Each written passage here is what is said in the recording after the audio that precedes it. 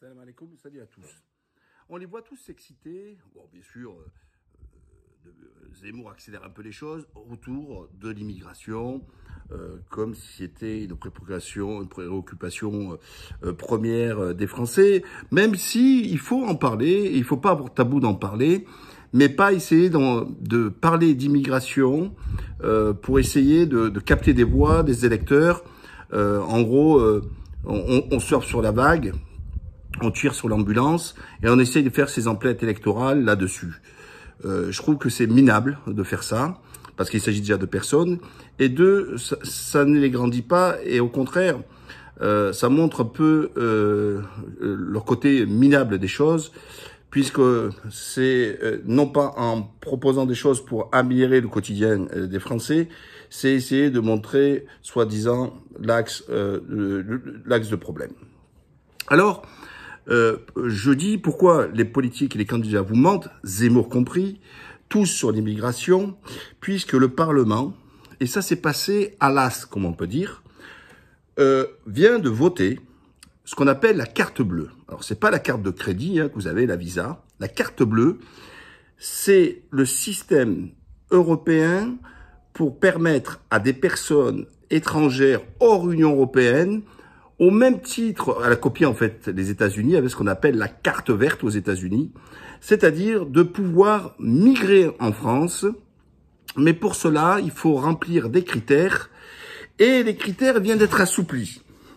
Alors, et vous allez bien comprendre que l'immigration, c'est un business politique pour capter des voix, mais aussi un business pour les entreprises, pour essayer de trouver de la main-d'œuvre moins chère, moins exigeante, pour prendre la place des Français. Alors là, c'est au niveau européen, mais la place, mais c'est valable aussi pour la France, la place des Français ou des étrangers en situation régulière en France qui veulent pas travailler pour ce tarif-là. Alors, bien sûr, quelques articles de presse en parlent, mais j'ai préféré carrément arriver à la source. Vous voyez, comme ça, il n'y a pas de débat. Hein. Vous avez, et je vous en donne lecture. Vous voyez, hein, c'est bien le site, le site de l'Union européenne. Alors, et c'est écrit, carte bleue européenne, nouvelle règle pour les immigrants hautement qualifiés souhaitant travailler en Europe. Et écoutez bien, en plein débat en France sur l'immigration et tout ça en Europe et compagnie, hein, regardez ce qu'ils disent. Des critères d'admission plus flexibles, un contrat de travail valide ou une offre d'emploi ferme de 6 mois seront suffisants. C'est-à-dire qu'ils ont réduit les délais. C'est-à-dire, je suis, je sais pas moi, burkinabé, je veux aller en France. Je rentre, vous voyez, pour faire ma demande, il me faut une promesse d'embauche et une promesse d'embauche minimum de 6 mois. Et ça m'ouvre les portes de l'Europe. Donc si ça ouvre les portes de l'Europe, comme il y a la libre circulation des étrangers, c'est bien sûr de la France. Tout ça s'impose à la France. Et tout ça, je reviendrai tout à l'heure pour vous l'expliquer d'ailleurs. Donc voilà, donc le Burkinabé, il remplit le truc. 6 mois, et ils ont un abaissement du seuil du salaire minimum que les demandeurs doivent gagner pour être éligibles. Avant, ils demandaient jusqu'à 1,6 le SMIC dans l'offre d'emploi, permettant ainsi de pouvoir obtenir cette carte.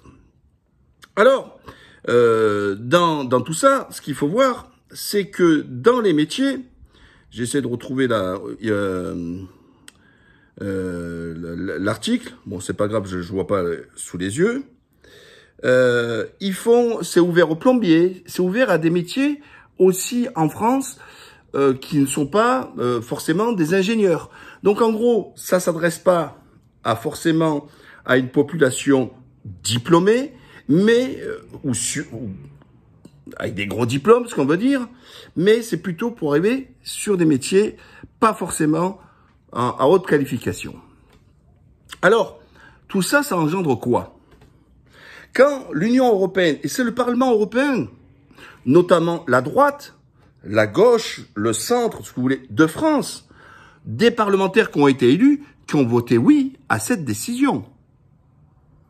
On n'attend même pas non plus Marine Le Pen et le RN condamner ce qu'ils viennent de faire là. Pourquoi je dis qu'ils doivent condamner? Parce que on ne peut pas, en France, tenir des discours vis-à-vis de l'immigration, alors que dans son propre parti, au niveau européen, on prend une autre posture qui par la suite, la décision européenne, écoutez bien, s'impose aux États. C'est très important. Même Barnier, qui voulait enlever un peu de pouvoir à l'Union européenne en attaquant la Cour européenne des droits de l'homme ou la Cour européenne de justice, etc. Et là, on vient au contraire de renforcer le pouvoir du Parlement, Strasbourg, hein, sur des décisions qui doivent être en principe des décisions nationales. Ensuite, comment voulez-vous parler d'immigration en termes nationaux pour montrer encore qu'ils mentent, puisque la carte de séjour des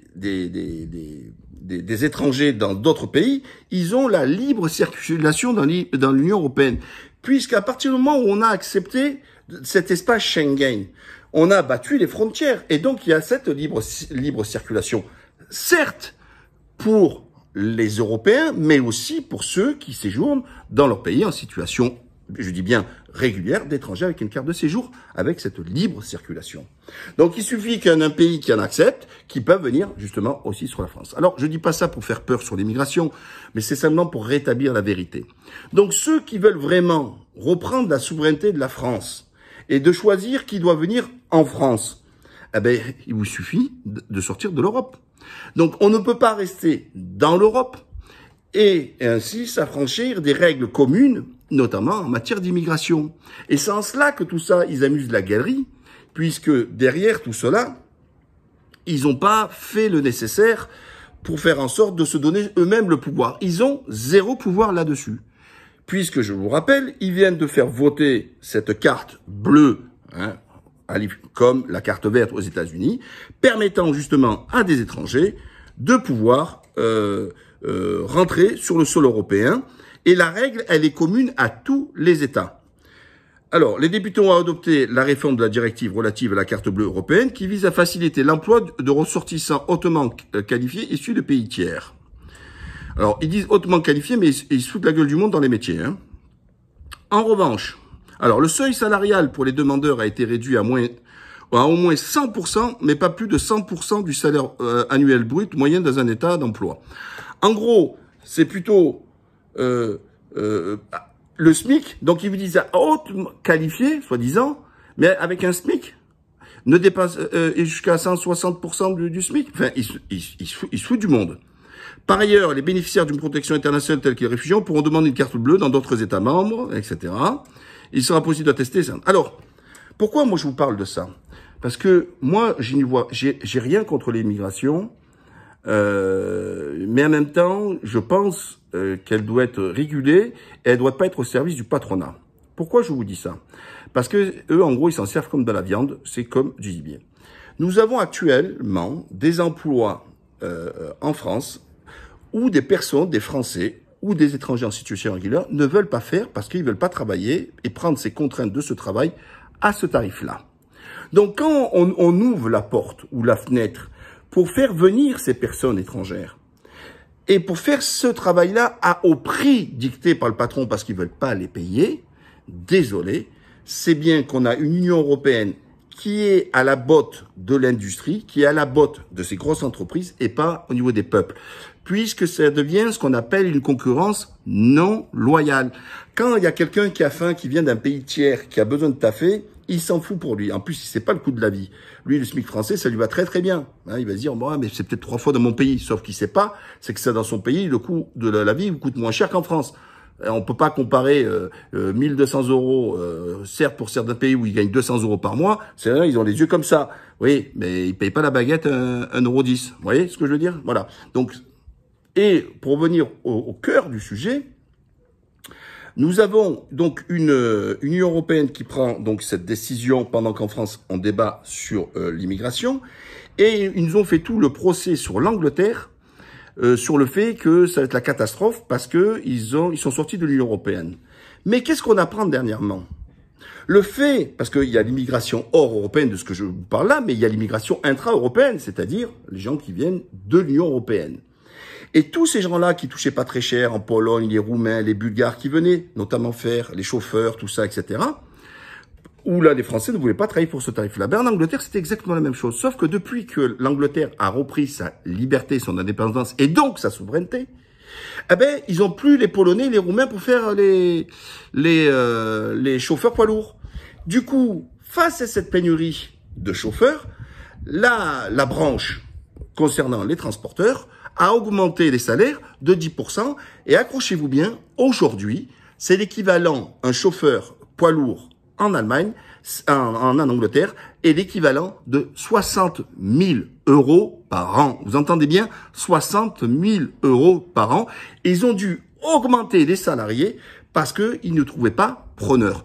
Or, c'est bien la preuve que quand l'Angleterre joue sa souveraineté, et là on ne parle pas d'immigration venue en dehors de l'Union européenne, rien que le fait qu'elle ne prend plus les Européens, puisqu'il n'y a plus cette libre circulation des travailleurs, etc., des autres pays, parce que c'est ça qu'il faut voir. En gros, pour schématiser, on a les gens de l'Est qui gagnent moins, qui viennent dans les pays de l'Ouest pour gagner plus. Mais ils viennent ici faire concurrence déloyale aux Français et aux étrangers en situation régulière, parce que eux ont compris pour ceux, ils ne veulent pas faire ce travail pour ce prix-là. Alors, oui, il faut encourager le travail, mais il faut, je le répète à la Jacques Chirac, la fiche de paye ne doit pas être l'ennemi de l'emploi. Et quand on voit un gouvernement qui augmente le SMIC de 1,9% brut, donc 35 €, alors que la facture de gaz, c'est 200-300 € de plus à l'année, électricité, même chose. Alors, à quelques personnes, toujours pareil, hein, ils vont leur donner 100 balles et quittent la ville, les autres peuvent l'avoir dans l'os, mais vous vous rendez compte la perte de pouvoir d'achat? Et c'est normal qu'aujourd'hui, il y a des gens avec 1250 €, ils n'arrivent pas à y vivre. Comment voulez-vous vous loger avec 1250 €? Comment vous pouvez financer votre assurance, votre habitation, enfin, tous les frais qui sont annexes, etc., avec cette somme-là? C'est pas possible. Et dans les grandes métropoles, encore moins. Donc, oui, la question des salaires est très importante. Elle a été cachée depuis 20 ou 30 ans, depuis Jacques Chirac 95. Il y a eu Sarkozy qui avait osé, il faut le dire, hein, avec le travailler plus, gagner plus, mais c'était pas à horaire constant, il fallait faire des heures supplémentaires. Mais les Français ont répondu présent et beaucoup ont choisi de faire des heures supplémentaires pour gagner justement plus, puisque c'était majoré en plus non taxé. Donc voilà, si on veut remettre les Français au travail et tout ça, il faut, à un moment donné, être clair, il faut dire haro, c'est-à-dire déjà ne pas accepter cette carte bleue, parce que ça favorise le patronat. C'est au bénéfice des entreprises. C'est toujours quelqu'un trouvé travailler au rabais. Voilà.